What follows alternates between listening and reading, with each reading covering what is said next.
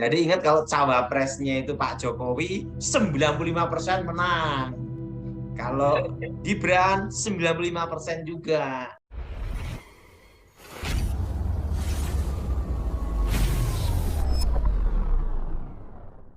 Besar anugerahmu,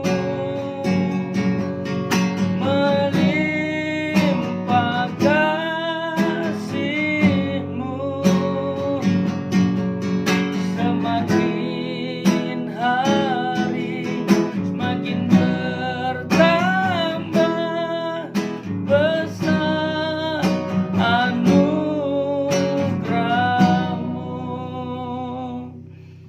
Shalom sahabat KP yang diberkati Tuhan. Masih seputar tentang capres dan cawapres. Dan hari ini kita akan tuntaskan ada penambahan cawapres yang disampaikan oleh hambanya Evangelis Daud Tony, yaitu Bapak Joko Widodo. Agak sedikit aneh ya, presiden menjadi cawapres. Kita dengarkan dulu, ini dia pembahasan lengkapnya. Oh, jadi trending topik gimana toh, Mas? Banyak orang bikin konten, kita punya percakapan, Pak. Kita punya pembicaraan terus dipotong, jadi buat konten, Pak. Iya, kan kita kan berandai-andai kan boleh. Penting ada partai yang ngangkat enggak, yang penting itu. Partai pengusung. Tapi kalau benar-benar jadi gimana, Pak? Ya, berarti kan saya yang pertama kali yang menyebut tuh, Mas.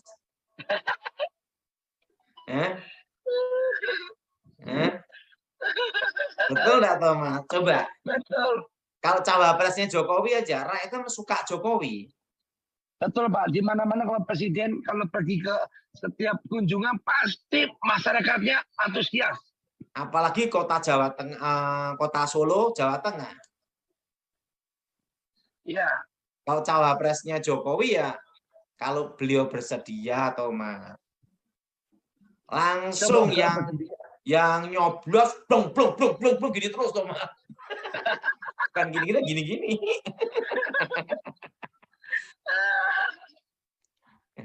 Calon-calon yang lain udah langsung gini, Mas. Iya. Capresnya militer. Kenapa militer, Thomas? Supaya bisa disiplin dan tegas ya. Bukan hanya itu, Thomas. Karena di militer itu kan dididik latihan mental juga, Thomas. Latihan kebangsaan. Ini loh, Thomas.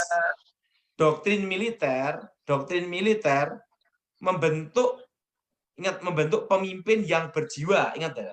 Doktrin militer itu membentuk pemimpin yang berjiwa. 1, nasionalis. 2, negarawan. 3, pemersatu bangsa. 4, penjaga keutuhan dan kedaulatan negara dengan moto perjuangan berasal dari rakyat. Apa, Thomas? Berasal dari rakyat. Berjuang bersama rakyat dan untuk rakyat. Dan untuk rakyat. Dan militer adalah satu-satunya yang setia NKRI. Yes. Dan sudah terbukti, Thomas. Amin. Menjaga NKRI. RI. Pertama, nasionalis, negarawan, dan ingat, Thomas, dari rakyat, berjuang untuk rakyat dan bersama rakyat. Itu, Thomas. Yes. Berjuang bersama rakyat dan untuk rakyat. Nah, makanya capres, saran saya, analisa saya, keinginan saya, militer. Tidak ada koma. Wakilnya.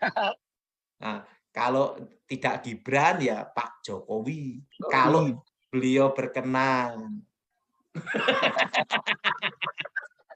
Karena itu perlu kerendahan hati, Thomas. Betul.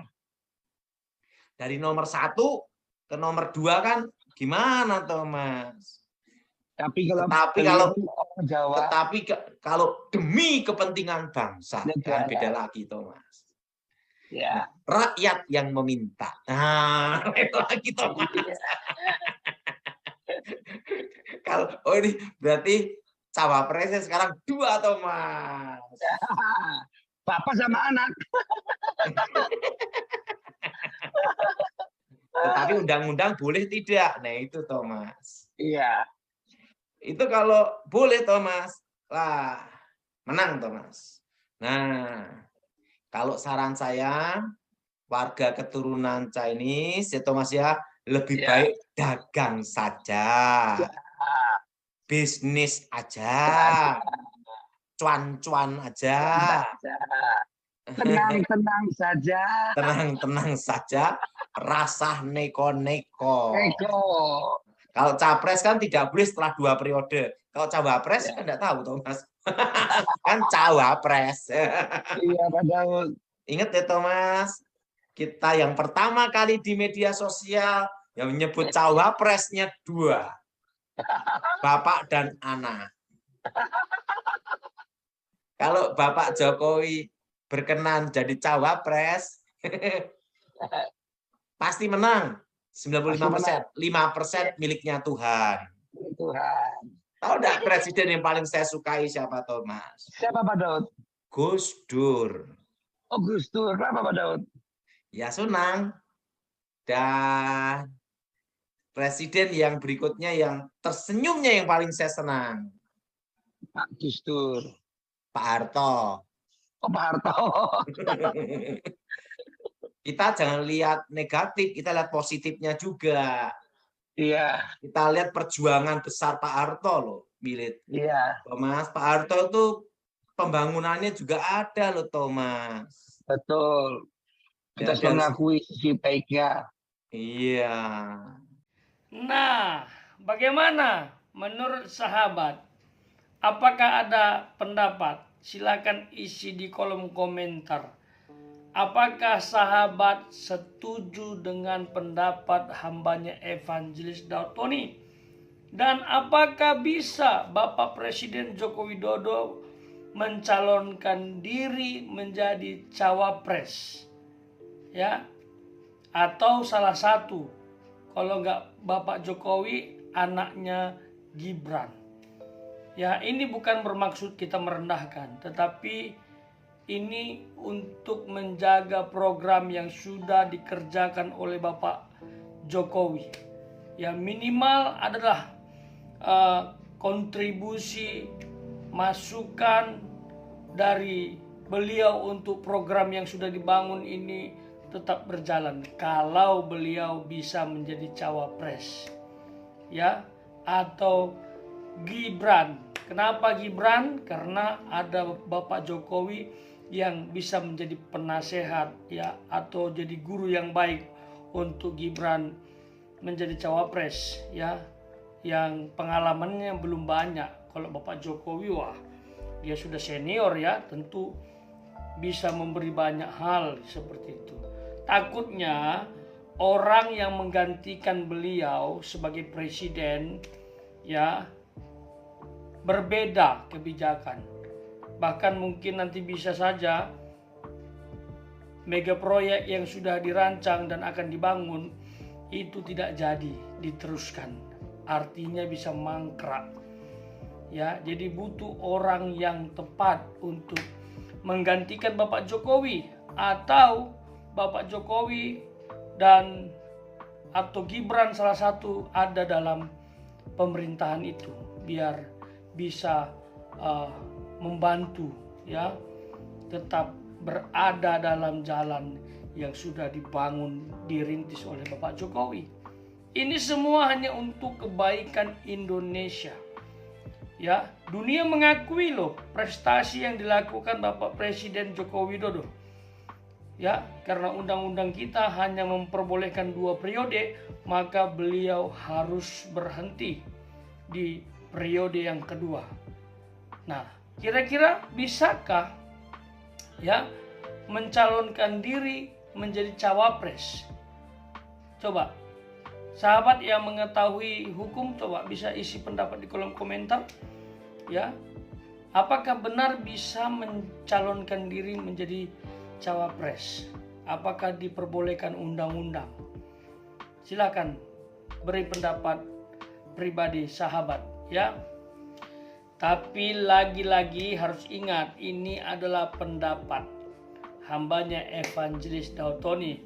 Sahabat yang tidak setuju ya silakan.